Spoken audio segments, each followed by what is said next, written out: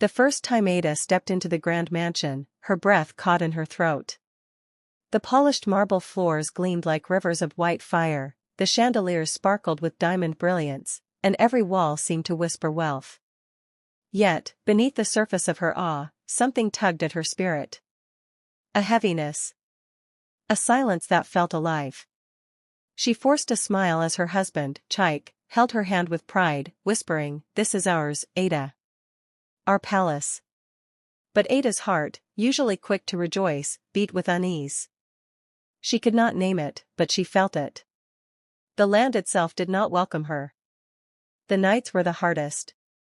Ada would lie awake in the vast bedroom, listening to the echoes that roamed the house. It wasn't the sound of footsteps or voices, it was emptier than that, as though the walls carried memories that refused to rest. One night, she whispered to Chaik, "Do you hear it? This silence?"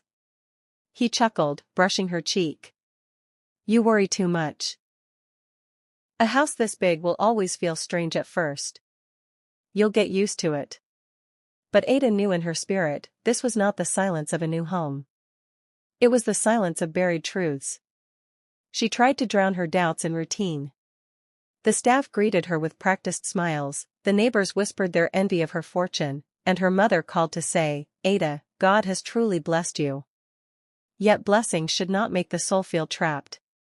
One afternoon, while walking in the backyard garden, Ada noticed a patch of ground where the grass grew darker than the rest.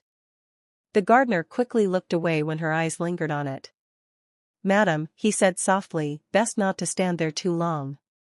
His words chilled her, but before she could press further, he excused himself.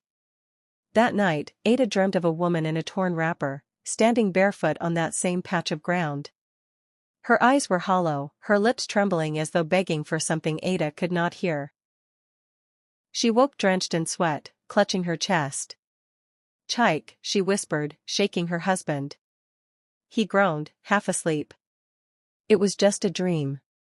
But Ada knew. She knew the woman's sorrow was no dream. Her spirit was bound to that land. And now, so was Ada's. The mansion soon became a cage. Ada's laughter, once vibrant, now faltered like a candle struggling against wind. She began to notice how Chaik avoided certain questions, about the land, the builder, the history. When she pressed him, his eyes hardened. "Why can't you just be happy, Ada? Must you always dig?" His voice, once warm, now carried an edge. She swallowed her fear, but deep inside, she wondered, had she married a stranger? And if so, what secrets did he hide behind that charming smile? One evening, as the harmattan winds rattled the windows, Ada overheard two maids whispering in the corridor. "They say blood was spilled before this house was built," one murmured. "A whole family chased from their father's land." The other hissed, "Quiet. Do you want Madam to hear?" But Ada had heard. Her knees weakened, and she leaned against the wall. She remembered her mother's old saying, "Wealth built on sorrow will demand its payment." Suddenly, the pieces began to form. This was no ordinary home. It was a palace resting on curses. The next morning, Ada confronted the gardener. His eyes darted nervously, but when she pressed money into his palm, his tongue loosened. "Madam," he said in a low voice, "this land belonged to the Okafor family. They refused to sell. One night, fire consumed their home. Only ashes remained. Then Oga bought the land cheaply. People say, the souls never left." Ada's breath caught. "Chaik knew?" The gardener lowered his head. "Everyone knew. Except you." Her chest tightened. Betrayal was colder than fear. When Ada confronted Chaik that night, his silence was louder than any denial. He simply stared at her, his jaw clenched, eyes unreadable. "You knew," Ada whispered. "You brought me here, into this."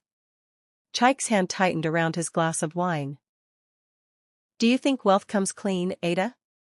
Do you think power is ever innocent? We are living the life others only dream of, and you dare complain?"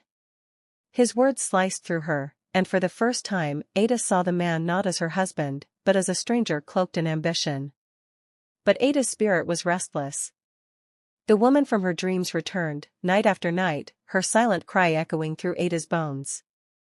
One dawn, unable to bear it any longer, Ada stepped barefoot onto the cursed patch of land. The air grew heavy, and a cold wind whipped around her. She whispered, "What do you want?"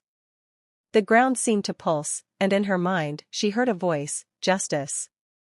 Ada fell to her knees, trembling. If this was her home, then its buried truth was also her burden. She sought out the village elder, an old man with eyes clouded by age yet sharp with wisdom. When she told him her dreams, he nodded gravely. "The dead do not rest when wronged. Your husband built walls of gold on bones of sorrow. Until that is cleansed, peace will never dwell in your home." Ada's throat tightened. "What must I do?" The elder handed her palm oil, salt, and kola nut. "Return to the land. Offer truth. Call their names if you know them. The earth remembers." That night, when Chike was away, Ada gathered courage and returned to the patch.